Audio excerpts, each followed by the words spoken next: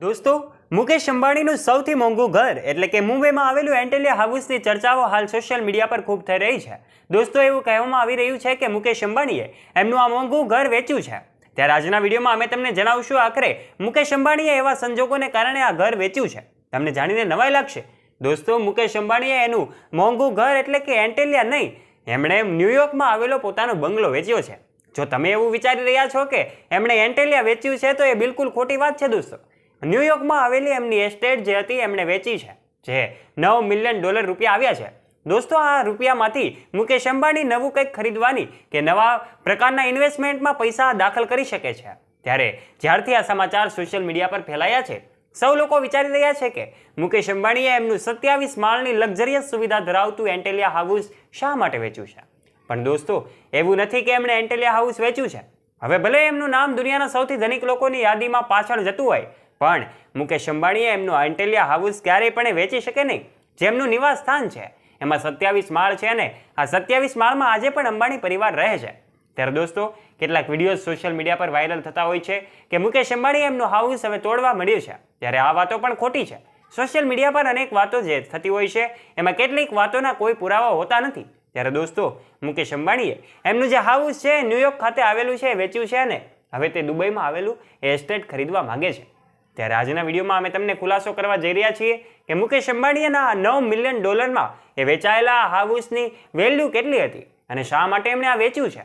તો એ તમામ બાબતો જાણવા માટે આ વિડીયોને અંત સુધી જોતા રહેજો અને ચેનલ પર નવા છો તો ચેનલને બેલ આઇકન દબાવીને અવશ્ય સબસ્ક્રાઇબ પણ કરી લેજો. મુકેશ અંબાણીને દુનિયાના સૌથી ધનિક ઉદ્યોગપતિઓમાંથી એક માનવામાં આવતા હતા અને હવે એમનું સ્થાન અદાણીએ લીધું છે.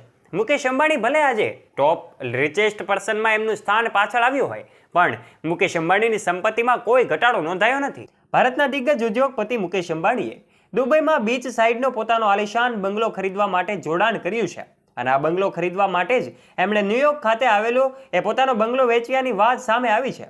મીડિયા રિપોર્ટ્સ અનુસાર મુકેશ અંબાણી દુબઈમાં એ બીચ સાઇડ વિલાના મિસ્ટી ખરીદનારા છે. કહેવામાં આવી રહ્યું છે કે આ વિલાની કિંમત $80 મિલિયન છે.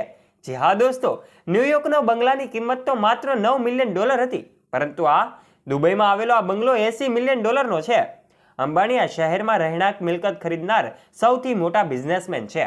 મીડિયા રિપોર્ટ્સ અનુસાર પામ જુમેરાહ બીચ પરની આ પ્રોપર્ટી આ વર્ષની શરૂઆતમાં મુકેશ અંબાણીના સૌથી નાના પુત્ર અનંત અંબાણી માટે ખરીદવામાં આવી છે. આ નવા અંબાણી વિલામાં એક બેડરૂમ, એક ખાનગી સ્પા અને ઇન્ડોર અને આઉટડોર બ્રિજ છે.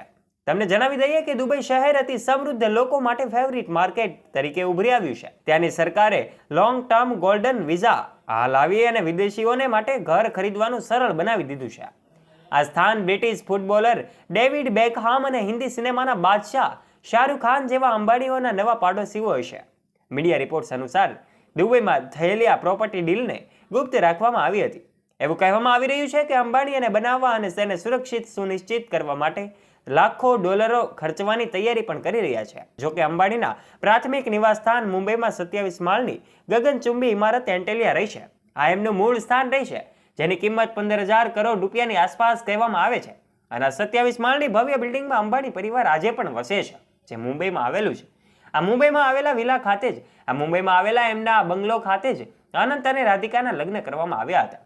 ત્યારે દોસ્તો, આજના વિડીયોમાં અમે તમને જણાવ્યું કે આખરે મુકેશ અંબાણીએ ન્યુયોર્ક ખાતે આવેલો એમનો બંગલો એટલા માટે વેચ્યો છે કે હવે તે દુબઈમાં એમનું નવી એસ્ટેટ, નવો મિલકત ખરીદવા જઈ રહ્યા છે.